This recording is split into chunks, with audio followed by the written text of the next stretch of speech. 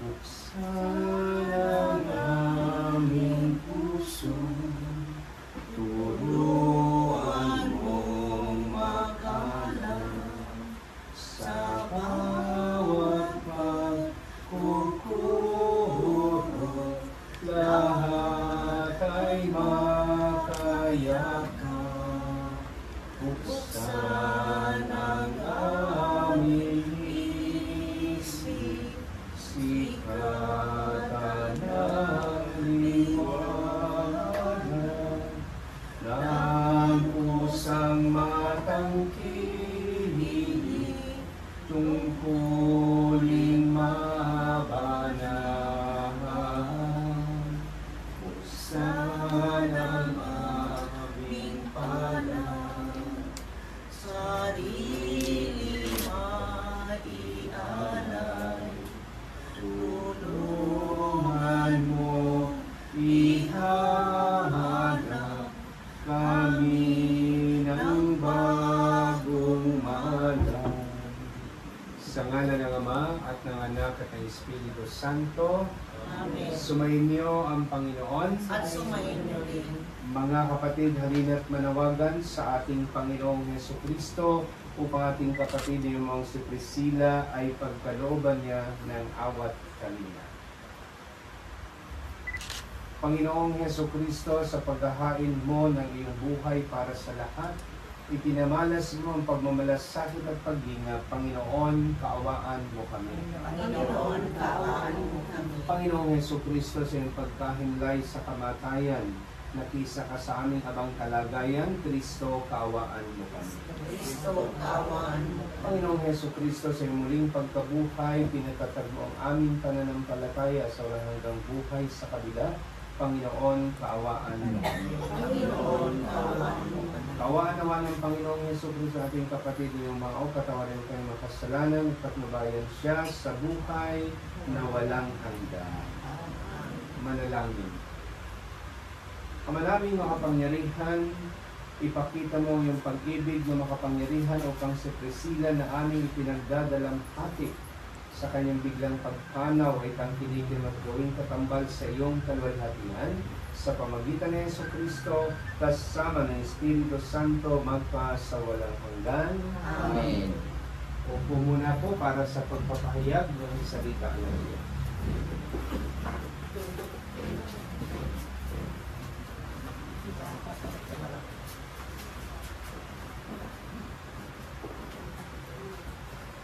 Ang unang pagbasa mula sa Aklat ng Karunungan. Ang mga matuwid ay nasa kamay ng Diyos, at di sila makararanas ng kamunti-mang pahirap. Sa akala ng manghangal, ang mga matuwid ay namamatay, iniisip nilang ang kamatayan ay kapahamakan, at ang pagpanaw nila ay tuluyang paglaho. Ngunit ang totoo, sila'y nananahimik na. Bagamat sa tingin ng tao sila'y pinarusahan, ngunit ang totoo, sila'y nasa buhay na walang hanggan. Ang kaunting pagtitiis nila ay tutumbasan ng malaking pagpapala. Napatunayan ng Diyos na sila'y karapat-dapat. Sila'y kanyang sinubok tulad ng ginto sa tunawan. Kaya't sila'y tinanggap ng parang handog na sinusunod. Pagdating ng panahon para gantipalaan ang mga banal, magniningning silang parang ningas ng nagliliyab na dayami.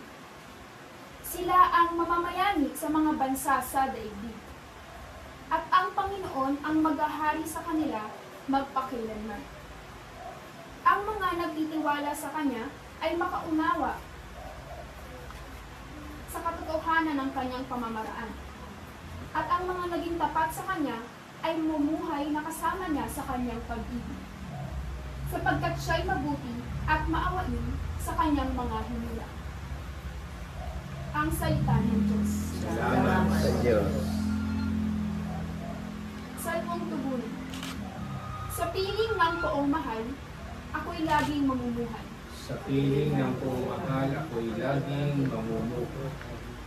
Totoo nga at may bibig, ngunit hindi magsalita, at hindi rin makakita. Mga matang sadyang-sadya, at hindi rin makarinig ang kanilang mga tainga. Hindi rin makaamoy ang ginawang ilong nila. Sa piling ng Piling ng Pagmamahal, ako'y ako laging laging mabubuhay. mabubuhay. laging buhay ang pag-asa, patuloy ang pananali. Bagamat ang aking sabi, ako'y ganap ng nalubi. Sa Piling piling ng ng pagmamahal, ako'y laging mabubuhay. Masakit sa kalooban ng poon kung may papano. Kahit ito ay iisa, labis siyang magdaramdam. Panginoon, naririto ako ang inyong abang lingkod. Yaman ako'y iniligtas, kinalinga at nilubos. Sa piling ng pagmamahal, ako'y laging mabubuhay. Tatayo na po. Hallelujah, Hallelujah. Ikain mo. Ang kamatayan ay magaganap sa kung sino mang tao, kung yun ang itinagda ng Diyos o kaya yun ang ninais ng kanyang kapwa-tao. Dalawang bagay po ano? It is the will of God and it is the will of our fellow human beings. Ano po yun? Halimbawa, hindi pa naman talaga si tinakda ng Diyos ay sinaksak.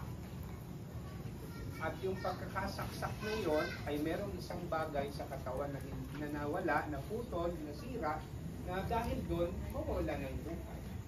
Hindi po yun inibig ng Diyos. Yun ay inibig ng tao na sumaksak. Kaya po, minsan, huwag kayo mag-iisip na nangyari yung bagay na yun dahil kagustuhan ng Diyos, depende po kung ano ang bagay na yun. Kaya nga po ang sinasabi sa atin, ano man ang katatayuan natin sa buhay, maaaring ang buhay natin ay bumaba, o maaaring ang buhay natin ay hanggang doon na lamang. Kasi it is certain, but at the same time uncertain, because we will die. Ang kamatayan ay kinatatakutan natin. Kaya po, sa gabi ito, nais kong ipaalala sa inyo na napakaganda na tayo nagdiriwang ng Eucharistia upang ipaalaala ng maayos, meron tayong kakayahang magkamit ng buhay na walang hanggan. Pag hindi natin ito ginamit ng maayos, hindi tayo nakatitiyak kung anong ipagkakalob sa atin ng Panginoon. So nawa po, si Presi, sa biyaya ng buhay na ipinagkaloob sa kanya ng Panginoon, sana kahit papaano ay nagampanan niya ang tungkulin niya at ang pamamaraan ay pinagkaloob sa kanya ng Panginoon. Upang sa ganoon, sa pagharap niya sa Panginoon, ang ibabahagi sa kanya ay ang pangako ng buhay na walang hanggan. At tayo naman po na binibigyan pa ng pagkakataong mabuhay, mayroon pa tayong pagkakataong magbago, magpanibago ng kalooban, ayusin ang mga ginagawa natin para sa ganoon, tawagin man tayo ng Panginoon katulad ng naganap kay Presi, mayroon tayong maaasahan na positibong tugon ng Diyos sa kanyang pangako na buhay na walang hanggan. Amen? Ayan. So pagsusumika po no, sa bawat isa. At lahat naman tayo ay binibigyan ng Diyos ng kakayanan ito dahil ang Diyos hindi namimili ng pagpapalain. Ang Diyos ay hindi namimili kung sino yung kanyang bibigyan ng pagpapala ng buhay at iba pang pagpapala. Ang kailangan lang po natin, tumugon tayo ng naaayon kung bakit ibinibigay ito sa atin ng Panginoon. Amen. Pagkat inibig mo, Ngayon nananay, nagmamahal sa iyo. napay na nagmula sa butil ng trigo, Pagkain, nagbibigay, bigay ng buhay mo, at anak na nagmula sa isang tangkay ng buwas, inumin, nagbibigay lakas. Manalangin kayo mga kapatid upang pagkain natin ay kalugdan ng Diyos sa makapangyarihan. Sapagkat siya ang buhay at pagkabuhay ng tanang nagsiyaw at pumanaw. Kaya kaisa ng anghel na nagsisiawit ng papuri sa walang humpay sa kalangitan, kami nagbubunyi sa iyong kadakilaan. Santo, Santo, Santo, Panginoong Diyos ng mga hukbo, napupuno ang langit at lupa ng kadakilaan mo. Hosana, Hosana sa kaitaasan, Hosana, Hosana sa kaitaasan. Pinagpala ang naparirito sa ngalan ng Panginoon. Hosana, Hosana sa kaitaasan, Hosana, Hosana sa kaitaasan. Ama naming banal, ikaw ang bukal ng tanang kabanalan. Kaya't sa pamagitan ng Espiritu, ganoon pong banal ang mga kaloob na ito pang para sa aming maging katawan at dugo ng aming Panginoong Heso Kristo. Bago niya pinagtiis ang pusang loob na maging handog, hinawakan niya ang tinapay, pinasalamatan kaniya, pinaghati-hati niya yon. Iniabot sa kaniyang mga alagad at sinabi, tanggapin ninyong lahat ito at kanin, ito ang aking katawan na ihahandog para sa inyo.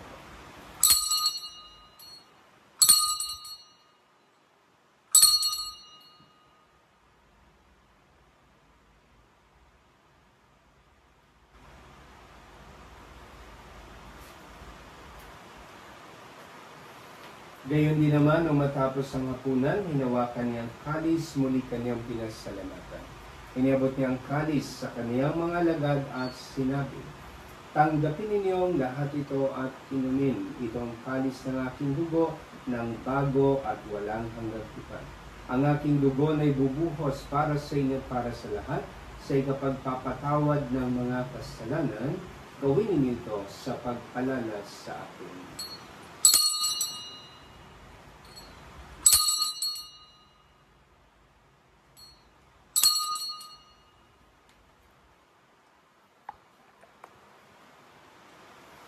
Ang misteryo ng pananampalataya.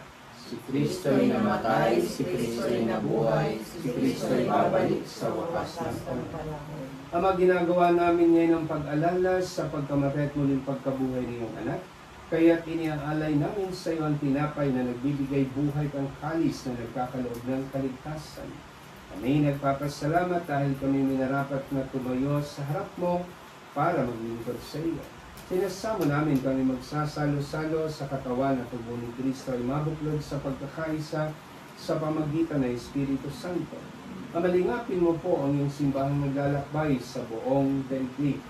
Puspusin mo kami sa pag-ibig. Kaisa ni Leon na aming Papa, ni Roberto na aming Obispo at ng Tanang Kaparian. Alalahanin mo si Priscilla na tinawag mo mula sa daigdig na ito nung siya'y binyagan sa inakaisa ni Kristo sa pagkamatay.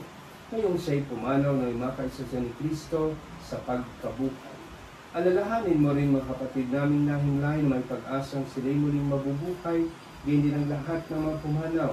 Kaawaan mo po sila at patuloy sa iyong kaliwanagan. Kaawaan mo po at pagindapatin kaming lahat ng mga kasalo sa iyong buhay na walang wakas. Kaysa na mahal na daling Maria ni Nanang Diyos sa Kanya, ang lahat ng parangal at papuri sa Diyos sa mga makapangyarihan, kasama ng Espiritu Santo, magpa sa walang hanggan. Amen. Amen.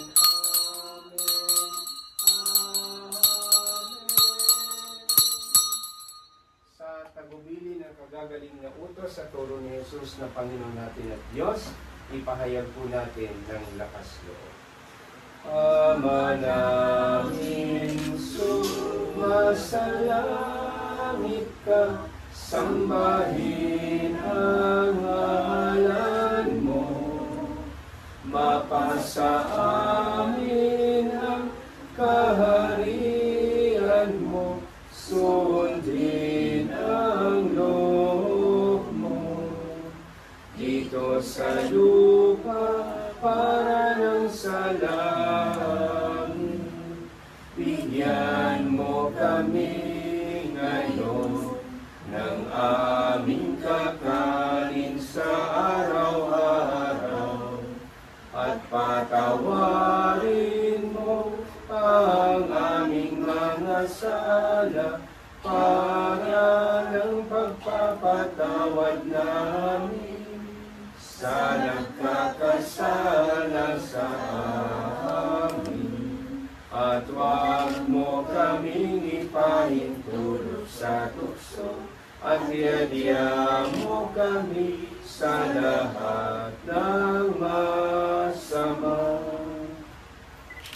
Hiniling namin kami adiya sa lahat ng masama, pagkalooban ng kapayapaan araw-araw, iligtas sa kasalanan, ilayo sa lahat ng kapangamatan, samantalang aming pinananabikan ang dakilang araw ng pagpapahayag ng tagapagligtas namin si Heso Kristo. Sapagkat iyo ang kaharian at ang kapangyarihan at ang kapurihan, magpakailanman. Amen. Panginoong Heso Kristo, sinabi mo sa iyong mga apostol, kapayapaan ang iniwan ko sa inyo, ang aking kapayapaan ang binibigay ko sa inyo. Kung ngayon mo ang aming pananampalataya o ang aming mga pagkakasala, pagkalooban mo kami ng kapayapaan at pagkakaisahin sa iyong kalooban, kasama ng Espiritu Santo, magpasawalang hanggan. Ang kapayapaan po ng Panginoong muling ng mga kasalanan ng sanlibutan, ipagkaloob mo sa amin ang kapayapaan.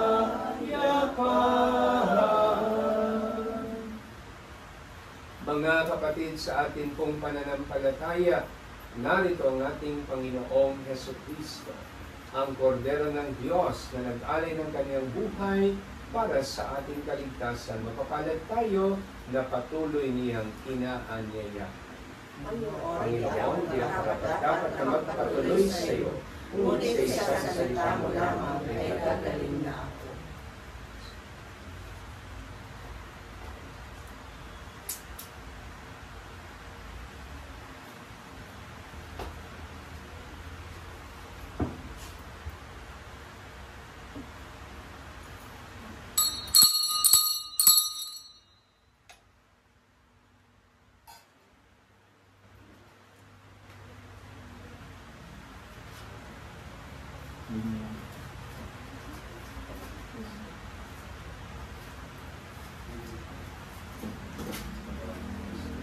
Kung magkokomunyon, punta na po po.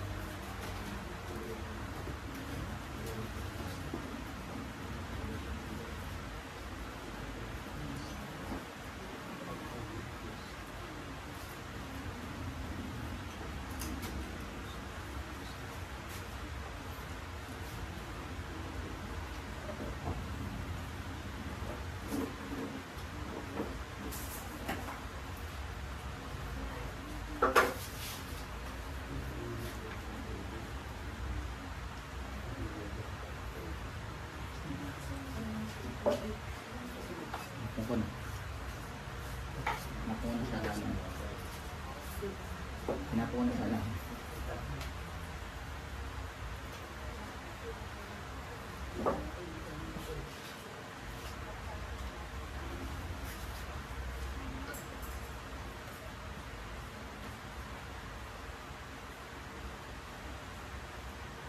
Ulit po. Ang piling namin pumanaw sa piling ng poong mahal. Mga anghel, mga banal tanang nasa kalangitan, halik kayo at samahan. Ang giliw namin pumanaw sa piling ng poong mahal. Si Kristo ang mag-aakay sa kandungan ni Abraham upang dooy humimlay. Ang giliw namin pumanaw sa piling ng poong Sa mahal. ilaw na walang hanggang kapayapan kailanman pagkamitin ng poong may kapal. Ang giliw namin pumanaw sa piling ng poong mahal. Naming mapagmahal, inihabilin po namin sa iyo si Priscilla na pumanaw sa buhay na ito. Huwag mo po siyang pababayaan at panmalagin mo siyang buhay sa iyong piling.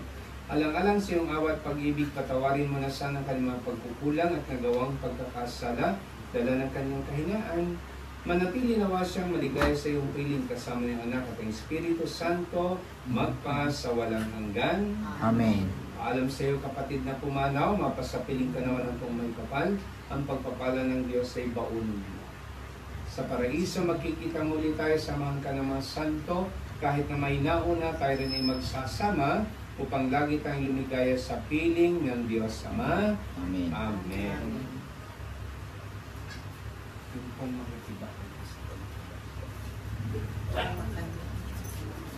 Bakit madyan?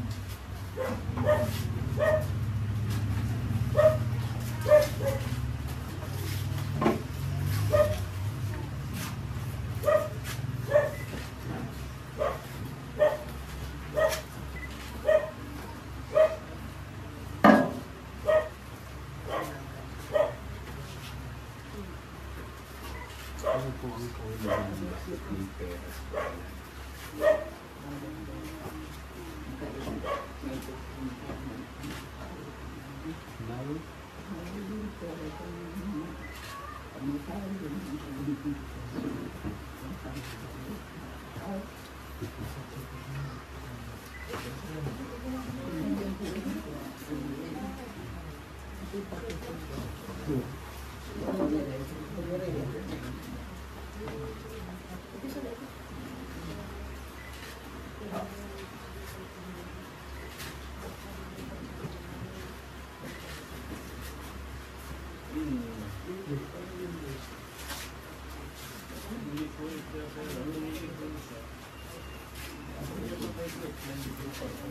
Pwede.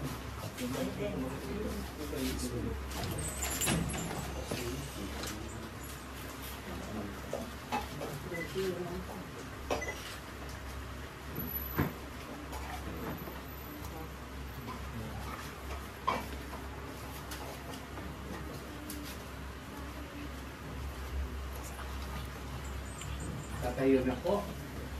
So muli po, maraming salamat sa inyong pakikisa sa banal na pagdiriwang po ng Eucharistia na po. Pero sana po, kung lagi kayo may pagkakataon, tuwing araw ng linggo, sana po magsisimba kayo. Tuwing araw ng linggo. May way naman po dyan, papasok doon sa Sacred Heart. Ito ba? Meron po na hindi ko lang po alam kung meron ditong regular na misa sa inyong community with Father Kirby kasi sakto po kayo yata.